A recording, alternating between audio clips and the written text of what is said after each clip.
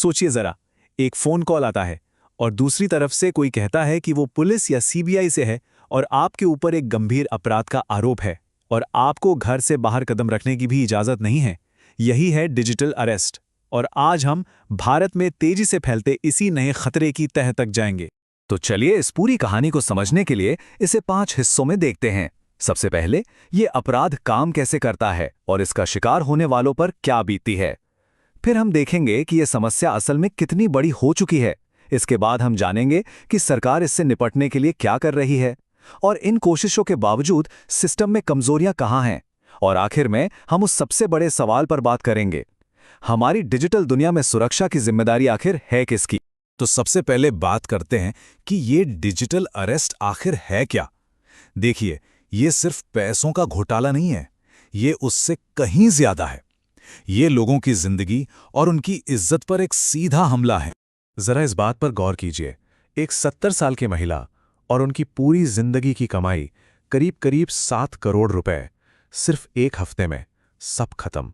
ये सिर्फ पैसा नहीं है जो गया, ये उनकी सुरक्षा, उनका भविष्य, उनके सारे सपने हैं जो एक झटके में छीन लिए गए। ये कितना विनाशकारी हमला है, इसका अंदाजा लगाना भी मुश्किल है। तो आखिर ये होता कैसे है? ये स्कैम बहुत ही शातिर तरीके से काम करता है। इसमें जो स्कैमर्स हैं वो खुद को पुलिस, सीबीआई या ईडी का अधिकारी बताते हैं। और सिर्फ बताते नहीं, वो एक पूरी नकली कानूनी दुनिया ही खड़ी कर देते हैं। मतलब नकली वारंट होंगे, नकली कोर्ट की सुनवाई होगी, सब कुछ इतना असली लगता है कि कोई भी डरकर उनकी बात मान लेगा। और ये सिर्फ एक दो लोगों की कहानी नहीं है, नहीं, ये एक राष्ट्रीय महामारी का रूप ले चुकी है। चलिए अब जरा इसके स्केल को देखते हैं कि ये समस्या असल में कितनी बड़ी हो चुकी है। 206%, ये सिर्फ एक नंबर नहीं है, ये एक तरह का धमाका है, एक विस्फोट। और ये साफ साफ दिखाता है कि हमारी डिजिटल जिंदगी में कोई बहुत बड़ी कमजोरी है जिसका अपराधी जी भरकर फायदा उठा रहे हैं। और ये जो ग्राफ है, ये उस विस्फोट की पूरी कहानी बता रहा है। आप देखिए, सिर्फ 2 साल के अंदर धोखाधड़ी से होने वाला नुकसान लगभग 10 गुना बढ़ गया है। 2022 में जो आंकड़ा करीब 2300 करोड़ का था, वो 2024 तक बढ़कर लगभग 23,000 करोड़ हो गया है। ये आंकड़े वाकई में चौंकाने वाले हैं। तो सवाल उठता है कि क्या इस पर कोई एक्शन लिया जा रहा है? बिल्कुल, भारत इस मामले में चुप नहीं बैठा है। इस बढ़ती हुई लहर के खिलाफ एक बड़ा संस्थागत जवाबी हमला भी शुरू हो चुका है। और इस लड़ाई में सबसे आगे है Indian cyber crime coordination centre, जिसे हम I4C कहते हैं। और उनकी अप्रोच बहुत साफ है। वो इसे छोटे मोटे अपराध की तरह नहीं देख रहे हैं, बल्कि एक पूरे ऑर्गेनाइज्ड क्रिमिनल नेटवर्क की तरह देख रहे हैं। और एक्शन भी उसी लेवल पर हो रहा है। अकेले 2024 में ही 1700 से ज्यादा स्काइप आईडीज, हजारों व्हाट्सएप अकाउंट्स और 6.5 लाख से भी ज्यादा सिम कार्ड्स को ब्लॉक किया गया है। और एक और बहुत पावरफुल टूल है जिसका नाम है गोल्डन आवर सिस्टम।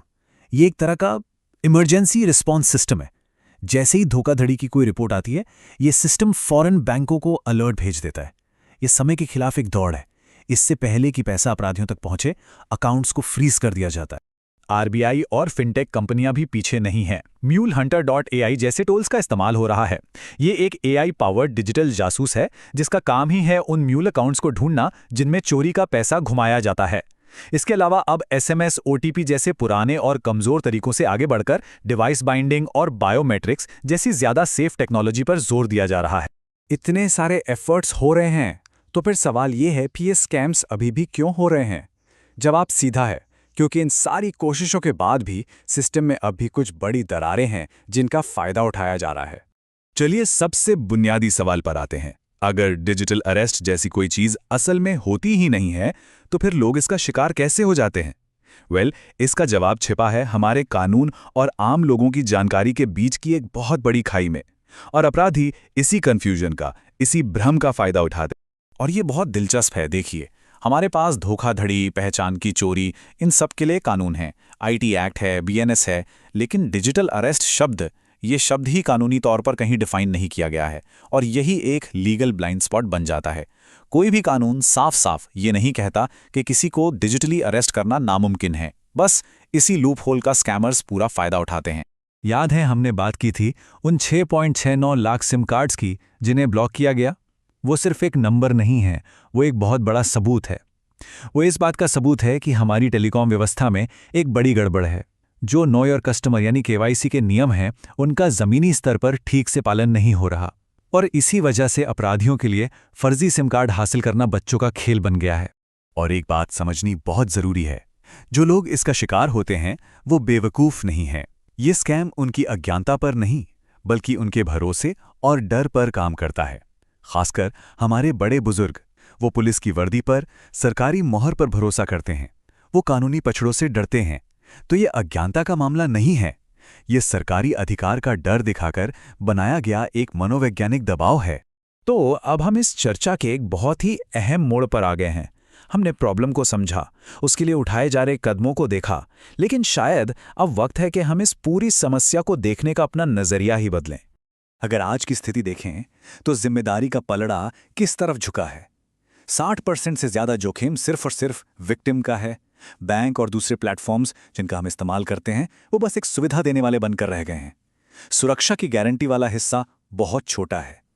ये स्ट्रक्चर कहीं ना कहीं गलत लगता है। तो जरूरत किस चीज की है? एक बहुत बड़े बदलाव की। हमें यूजर को ही सावधान रहना होगा वाली सोच से आगे बढ़कर सिस्टम की जवाबदेही वाली सोच तक पहुंचना होगा।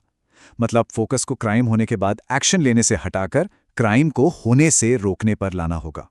जिम्मेदारी इंडिविजुअल के नुकसान से हटकर इंस्टीट्यूशनल लाइबिलिटी पर शिफ्ट होनी चाहिए। और ये सिर्फ कोई हवाई बात नहीं है, दुनिया में ऐसा हो रहा है। जैसे यूरोपियन यूनियन में नए सुधारों पर बात चल रही है, वहां प्रस्ताव है कि अगर बैंक का फ्रॉड रोकथाम वाला सिस्टम फेल होता है तो बैंक को ही विक्टिम को पूरा पैसा लौटाना होगा। अब जरा सोचिए, अगर फ्रॉड होने पर सीधा नुकसान प्लेटफॉर्म्स या बैंकों को होने लगे तो वो उसे रोकने के लिए कितने मजबूत सिस्टम बनाएंगे। और ये सारी बातें हमें आखिर में एक बहुत ही बुनियादी सवाल पर लाकर खड़ा कर देती हैं। डिजिटल सुरक्षा आखिर है क्या? क्या ये सिर्फ एक व्यक्तिगत कर्तव्य है कि हर इंसान खुद ही सावधान रहे, या फिर ये एक प्रणालीगत अधिकार है, एक सिस्टेमिक राइट जिसकी गारंटी उन सिस्टम्स को देनी चाहिए जिनका हम रोज इस्तेमाल करते हैं? इसी सवाल के जवाब में हमारे डिजिटल भविष्य की रूपरेखा छिपी है।